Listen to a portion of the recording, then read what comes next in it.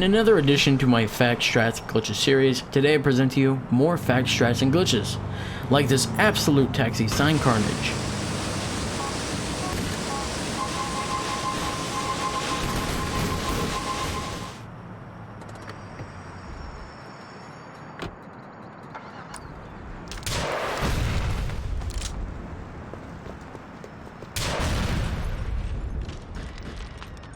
Firstly, one of the most underrated things in this game, audio. Like, did you know while driving in a convertible, if you're in an enclosed area, it will result in the radio becoming more echoey.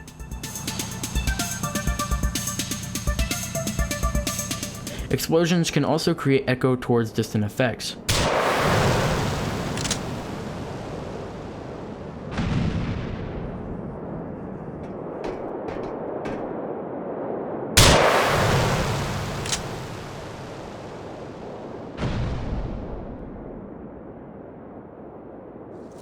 The rocket from the RPG acts as a projectile, similar to the grenade and Molotov.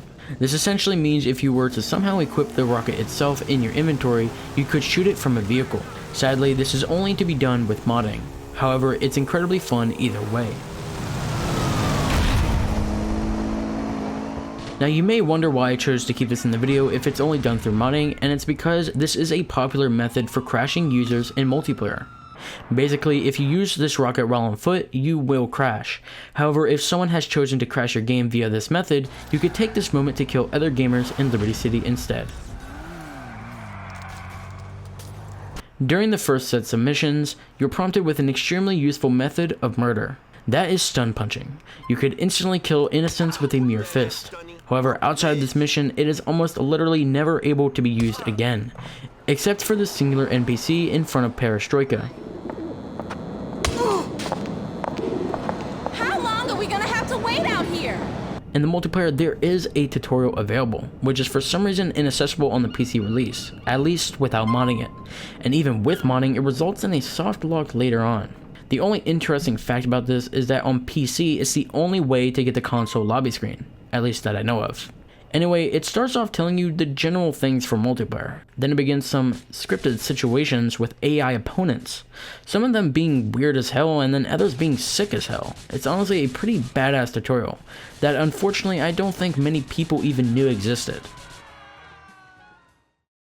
There's other tutorials like a SIXAXIS tutorial, which is of course unique to PS3, but SIXAXIS is fucking terrible, so moving on.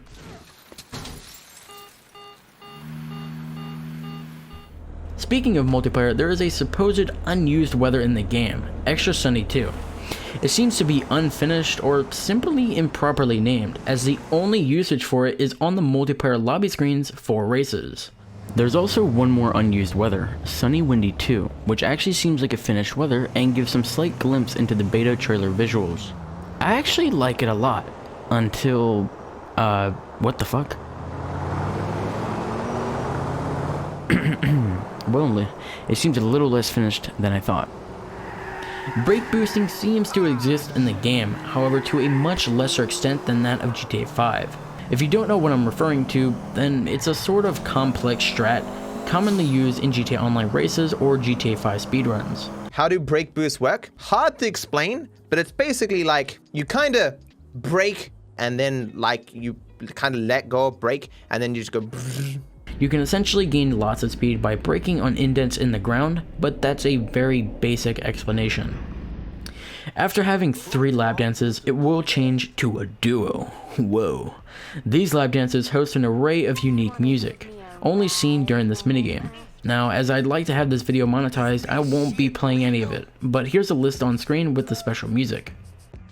Vehicles that are equipped with back engines will only take engine damage from the back, meaning if you are shot a million times in the front, you will be A-okay. And this is more important than you may initially think, as front engine vehicles are much more dangerous, as any spot that is shot will result in severe damage. The reason is because this side of the vehicle will take fuel tank damage, and this side will typically take engine damage. However, if both sides are on this side, then yeah. This building in Algonquin has completely broken AI pathing.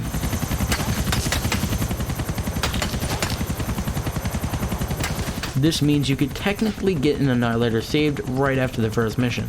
However, that would not be easily done.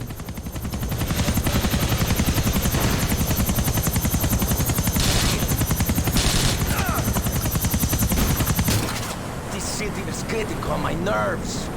Now it's time for the speedrun round. This building in Broker is insanely broken. You can even pop inside sometimes. If your vehicle breaks down, you can simply call someone and immediately hang up to fix it.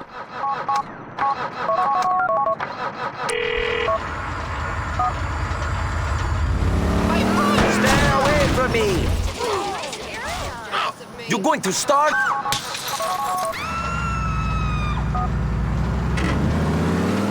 In the game files, there is a tag labeled "is snowing," suggesting that there could have been snow at some point. Police have a bias towards other emergency service workers. What you got? Come on! I don't need a car to get you, idiots! You can't... This fence in Alderney is quite sensitive. In the abandoned Alderney Sprunk factory, there are many newspapers featuring possible beta pedestrians. Explosion smoke damages vehicles, which will most likely only be seen from a helicopter's perspective. Just like these things. These cute little effects all depend on location, like grass, sand, or even water. And that's all I've got today. You may learn new facts, strats, and glitches by checking out my full series on screen now. So, bye.